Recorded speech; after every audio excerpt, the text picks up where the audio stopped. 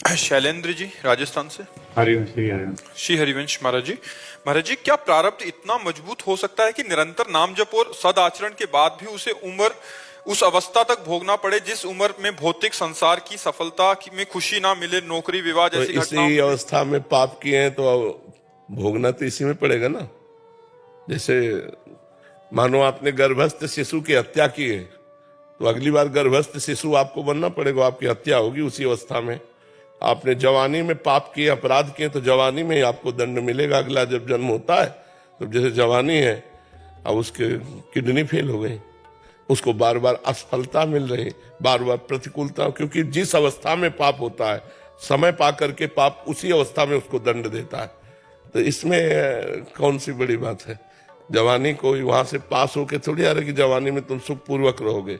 जवानी में उद्दंडता की तो जवानी में ही तुमको दंड मिलेगा। इस विधान को समझो। आपने बुढ़ापे में पाप किया तो वृद्धावस्था में ही आकर आपको सड़ना होगा। आपने गर्भ में पाप किया तो गर्भावस्था में जाके आपको भोगना होगा। तो इसीलिए बहुत सावधानी से जवानी काटनी चाहिए। तो सावधानी कहाँ, जवानी तो तूफान है। कौन ऐसा है जिसकी जवानी में पाप न बना हो? कोई बिरला महात्मा होगा तो भले है, नहीं तो पाप तो बनता है। तो फिर भोग भी उसको जवानी में ही तो मिलेगा। उन्नति में बाधा पहुंचाना ही तो प्रारब्ध का काम है। जो पाप का प्रारब्ध है तुम्हारी हर उन्नति को लात मार करके गिरा देगा और तुम्हें हर परिस्थिति में दुख प्रदान करेगा, हर सफलता को नष्ट कर देगा, क्योंकि आपने पाप किया है। ऐसा भी देखा जाता है ज्यादा प्रयासशील नहीं और सफल होता चला जाता है, ऐसा देखा जाता है बहुत प्रयासशील है असफल हो रहा है। तो प्रारब्ध भोग, पूर्व का जो हमारा पाप है वो हमें असफलता प्रदान करेगा और पूर्व का जो हमारा पुण्य है वो सफलता प्रदान करेगा। अब कितने ऐसे जवान हैं जो सैकड़ों वयोवृद्धों को रख रहे हैं, उनकी सब सफाई सुरक्षा खान पान, तो जवानी में दूसरों की सेवा कर रहे हैं, परोपकार कर रहे हैं। दूसरे के माता पिता जो फुटपाथ में पड़े उनको ला के सेवा। अब इनके जीवन में सफलता ही सफलता रहेगी। अपने माता पिता को थप्पड़ मार के घर से बाहर निकाल रहे हो तो तुम्हारे सफलता रहेगी। अपने माता पिता को गाली दे रहे हो, शराब पी रहे हो, नशा कर रहे हो, जुआ खेल रहे हो, नाना प्रकार के गंदे आचरण कर रहे हो, सफलता मिलेगी। पूर्व पाप लग करके तुम्हें नष्ट कर देगा। तो ये बात ध्यान रखनी, भगवान के विधान में कहीं त्रुटि नहीं होती। हमारे द्वारा किए हुए कर्म को भोगना ही पड़ेगा हमें, अवश्य में भोक्तव्यम कृतम कर्म शुभाशुभम।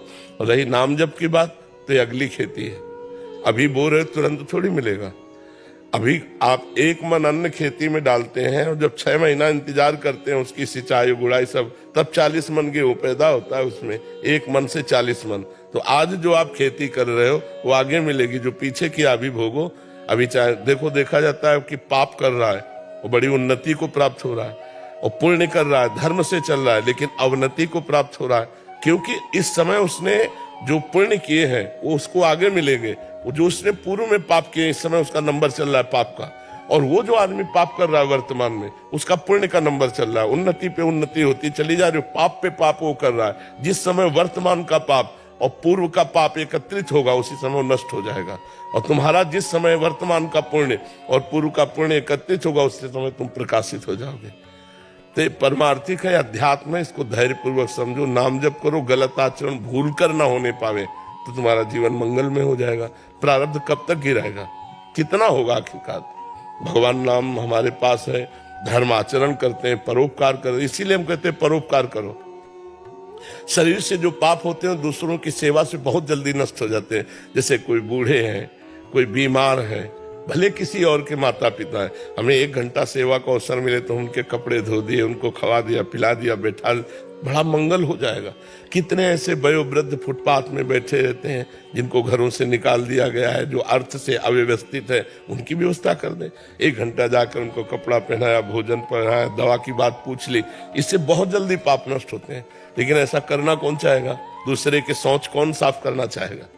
अगर साफ कर दो तो तुम्हारा प्रारब्ध साफ हो जाएगा, तुम्हारे बुरे आचरण साफ हो जाएंगे।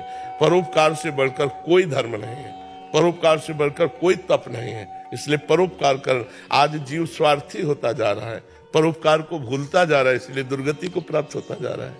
अरे जी, क्या हर व्यक्ति का एक निश्चित उद्देश्य लेकर जन्म होता है? उद्देश्य यहां बनाया जाता है, संग से उद्देश्य की पूर्ति होती है। हम जैसे माहौल में होते हैं वैसा हमारा उद्देश्य बन जाता है।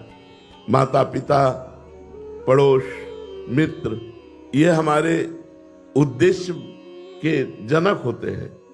यदि हमें सात्विक वातावरण मिला तो भागवतिक उद्देश्य बन जाएगा। यदि हमें रजोगुणी तमोगुणी संग मिला तो जागतिक उद्देश्य बन जाएगा। उद्देश्य लेकर जन्म नहीं होता, प्रारब्ध लेकर जन्म होता है। प्रारब्ध में दो कर्म होते हैं, एक शुभ और एक अशुभ। उनके दो परिणाम होते हैं, एक सुख और एक दुख। लेकिन उद्देश्य संग से बनता है। जैसे साधु संग मिल गया तो भगवत प्राप्ति का उद्देश्य बन गया, कुसंग मिल गया तो भोगों का उद्देश्य बन गया। उद्देश्य संग से प्रकट होता है। इसलिए भगवान कृपा करें और हमें उत्तम संग की प्राप्ति हो, जिससे हमारा उद्देश्य उत्तम बन जाए, भगवत प्राप्ति का बन जाए। उद्देश्य लेके जन्म नहीं होता, उद्देश्य जन्म के बाद होता है। जहां हमें जैसा वातावरण मिलता है हमारा वैसा उद्देश्य बन जाता है।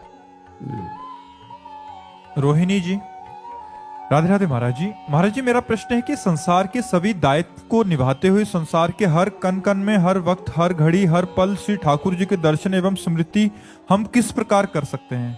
पहली बात, संतों का संग करो। दूसरी बात, भगवान की लीला कथा सुनो। तीसरी बात, गुरु चरणों में दृढ़ अनुराग मान त्याग करके करो। चौथी बात, भगवान की लीलाओं का गायन करो। पांचवी बात, दृढ़ विश्वास रख करके भगवान के नाम और मंत्र का जप करो। छठवीं बात, बहुत सहनशील गंभीर भाव से रहना चाहिए, हमारे आंतरिक भावों को कोई जान न पावे। सातवीं बात, सब में भगवान को देखने का अभ्यास करना चाहिए। आठवीं बात, जैसे भगवान रखें उसी में संतुष्ट रहना चाहिए। हमारा व्यवहार सरल, क्षणहीन और भगवान में दृढ़ विश्वास हो। ये 9 बातें हो तो हमारे को भगवत दर्शन की सामर्थ्य प्राप्त हो जाएगी। यदि हम नियम पूर्वक इन 9 बातों को अपने जीवन में उतारें तो हमारे हृदय में वो ज्ञान प्रकट हो जाएगा, जिन ज्ञान चक्षुओं से कण कण में भगवान का दर्शन होता है। और अपने दायित्वों का पालन करें धर्म पूर्वक पालन करके उसे कृष्णार्पणम मस्तु कर दे, उन कर्मों को भगवान को समर्पित कर दे। तो समर्पण से और इस 9 प्रकार की भावना से हमारे हृदय में दिव्य ज्ञान, दिव्य भक्ति का उदय होता है, जिससे भगवत साक्षात्कार की योग्यता आती है कि कण कण में हम भगवान को देख सके। सीबी पराशर जी, फरीदाबाद से। राधे राधे महाराज जी। महाराज जी, आपके चरणों में कोटि कोटि वंदन। गुरुजी, जैसे कि हमने श्री गीता जी में पढ़ा है कि कर्मों का फल तो अवश्य भोगना ही पड़ता है, तो महाराज जी, क्या शरणागति उपरांत कर्म बंधनों से बचा जा सकता है? कर्म बंधन कट जाते हैं, लेकिन प्रारब्ध भोग भोगना पड़ता है।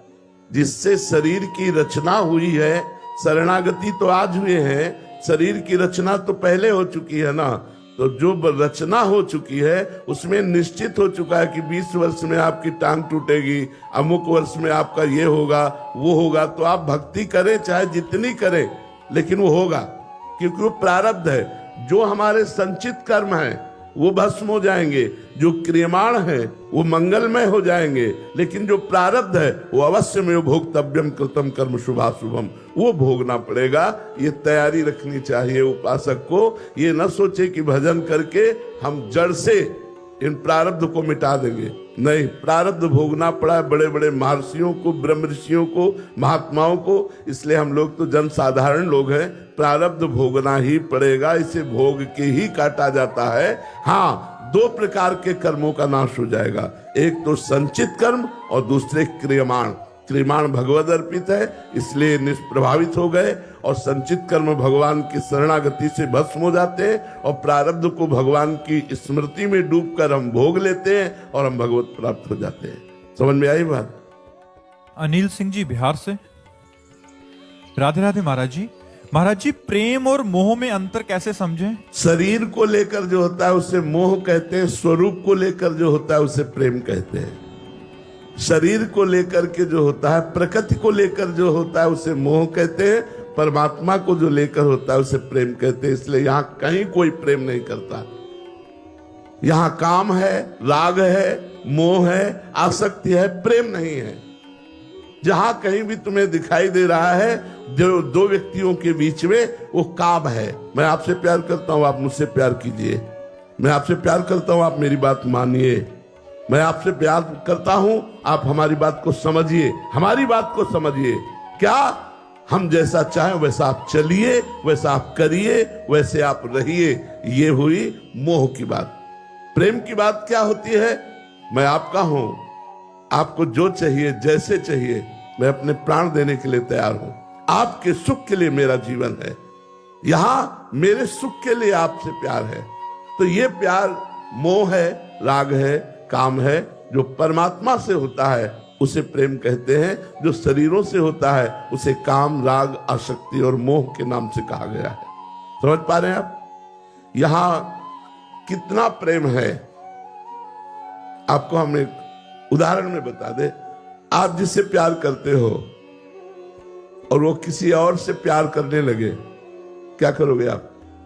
आशीर्वाद दोगे आप उससे द्वेष करने लगेंगे, आप नफरत करने लगेंगे।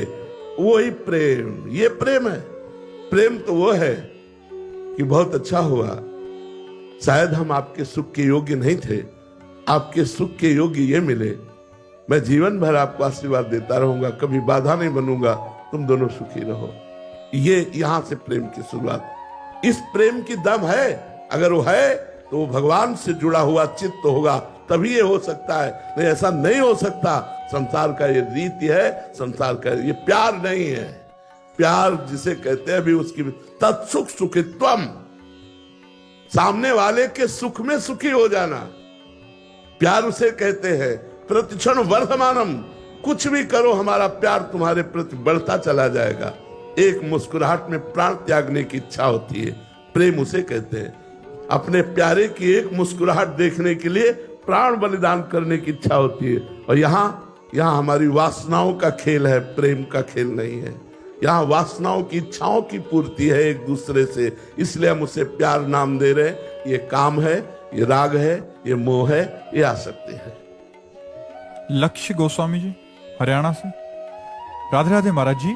महाराज जी, परमात्मा प्रत्यक्ष रूप में हृदय में स्थापित हैं, तब भी माया जीव को कैसे भ्रमित कर देती? नहीं, प्रत्यक्ष नहीं है। प्रत्यक्ष तो पांच भौतिक देह है। परमात्मा अप्रकट रूप से हृदय में विराजमान है। प्रत्यक्ष का मतलब होता है जैसे आपको मैं देख रहा हूं, इसे कहते हैं प्रत्यक्ष। और अप्रत्यक्ष रूप में वो हृदय में विराजमान है, उसको प्रत्यक्ष करना होता है साधना के द्वारा, भजन के द्वारा करना होता है। जब तक हम भजन नहीं करेंगे, जब भजन करते हैं तो माया का पर्दा हटा देता है, और फिर जब प्रकाशित होता है तब माया की सामर्थ्य नहीं कि वो आकर्षित कर सके। सबके हृदय अछत अविकारी, गोस्वामी तुलसीदास जी ने लिखा है। अछत माने जिसका नाश नहीं हो सकता, अविकारी माने जिसमें कभी विकार नहीं हो सकता। वो निर्विकार अविनाशी परमात्मा सबके हृदय में है, लेकिन सकल जीव जग दीन दुखारी, सारा संसार भोगों की दैन्यता में और दुख में पिस रहा है। ऐसा क्यों? बोले तहां वेद अस कारण राखा, भजन प्रभाव संत श्रुति वाखा। वेद कारण रखे हैं कि भजन करोगे तो भगवान प्रकट हो जाएंगे। जब भगवान प्रकट हो गए फिर माया नाम की कोई चीज ही नहीं है, कोई शक्ति ही नहीं है, क्योंकि शक्तिमान प्रकट हो चुका है। तो वो अप्रकट हृदय में विराजमान, चुपचाप शांति से देख रहे हैं, तुम जो कर रहे हो उसका हिसाब दे रहे। अब उनकी शरण में होकर उनको प्रकट करना। भय प्रकट कृपाला दीन दयाला, जब वो दीन दयाल हृदय में प्रकट हो जाते हैं तभी माया का आकर्षण नष्ट हो जाता है। समझ पा रहे हैं आप हमारी बात? निकिता जी, मोहाली पंजाब से। राधे राधे महाराज जी।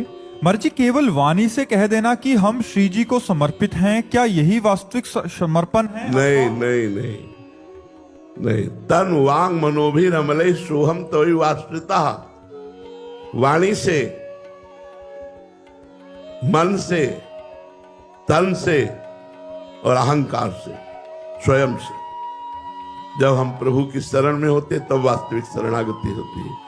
वचन से हमने कहा कि मैं श्री जी का हूं, तो जीवन में ये बात ध्यान रखना, तुम्हारे वचन से नहीं निकलना चाहिए किसी और के सामने कि मैं आपका हूं। तब वचन की शरणागति पूर्ण हुई कि मैं श्री जी का हूं, श्री जी का ही रहूंगा।